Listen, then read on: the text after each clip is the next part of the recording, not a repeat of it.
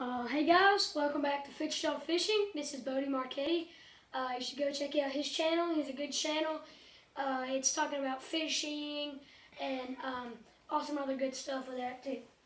So today we're going to talk about our 4 favorite baits for winter, spring, summer, and fall. Okay.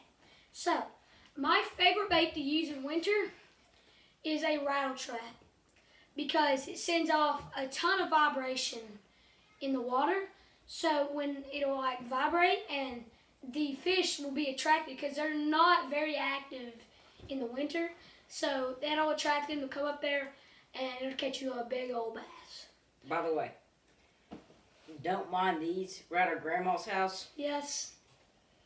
They're not ours. Okay.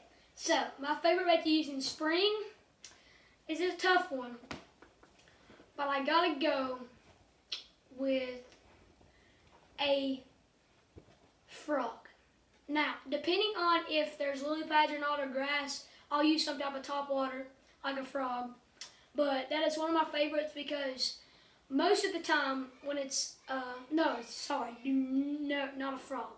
I will like to use a white fluke in spring to throw up on beds, or a lizard to also throw up on beds. A frog is a good choice for topwater, but when you're throwing like white flukes, white lizards, one thing is with the fluke, the tail action, and you can get the super fluke. It's like a swim bait, and you can get a lizard and flip it onto a bed, and the big bass that's laying their eggs will think the lizard come and eat the eggs, so they'll eat the lizard, and you hook them and coming in, and you'll have a good bass on your hands.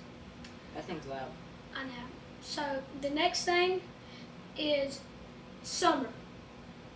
So summer, I have to go with a Googan Squad Bandito bug. I like to use these because in summer, again, they're not that active because it's like so hot and they just want to stay really deep. If you throw it on a Texas rig and let it sink and just hop it off the bottom, or maybe put it on like a swim jig and like swim it around and stuff, that'll attract them because it's like a creature style bait to go up and eat it.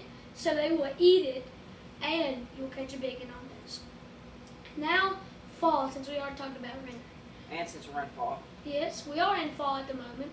And if Halloween's coming up. Yes. And I don't know if we'll be able to trick or treat or not. Yeah, because of the coronavirus. Actually, people used to get demonetized for saying that on YouTube. It's fine. I don't know if I don't know. I don't know. It's fine. Duh. So, my favorite bait to use in fall, is a buzz bait. Because buzz baits are all around good baits. They have a lot of water flipping action, and they do super good in almost any condition. A tip for you, buzz baits are better in non-windy conditions, but whopper ploppers, or like a Berkley Chopo, is better in windy conditions. It's a fun fact. So now, my favorite baits to use, mostly to catch bass in different seasons, are a rattle trap, let's just say a fluke, a crawdad, and a buzz bait. Now, it is Bodie Marchetti's turn. And don't forget to go subscribe to him, and like the video, and subscribe to me. Alright, so for fall, summer, and spring, I've saying bait, but let's just start off with winter. It's a, Simon said, it's a rattle trap because it makes a lot of noise in the water. So if like you come across a fish that's like not active, yeah, it'll like trigger them. And so my favorite bait for spring, fall, and summer would be a Googan Squad Kraken Craw, because when they're bedding.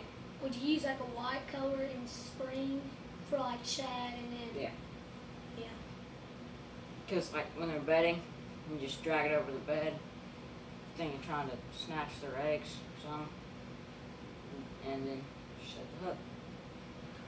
And then for summer, it's just, what color do you like to use for summer? just like the just maybe like a pumpkin cover, yeah, green pumpkin. something like that. And one more thing I have to add to mine. I'm not good with colors. An all-around good bait for all seasons is a green pumpkin Senko. Texas rigged, wacky rigged. That'll catch you a ton of fish. Now back to Boating Market. Alright, so Fall. on the fall. Actually, I'm going to change it up for fall. Since it's starting to get colder, I would probably change it to like a, what are those called? Not a rattle trap, not a buzz bait. Spook. No, what are those called? Like, what is it like a hard bait? Yeah. A diver, like No. chatterbait. Yeah. Chatterbait. Because since it's getting colder, they could be starting Yeah, to and it like calm down. rattles the water. Yeah. Makes them. And another thing, I said this in my last videos. I started fishing out because I'm kind of like a beginner, but I used to never put trailers on like my spinner baits, chatterbaits, buzz baits, any of that. But I promise you, if you will put a trailer on it, any type of trailer that looks good in the water, it'll catch you 25 to 50% more fish. There's one tip.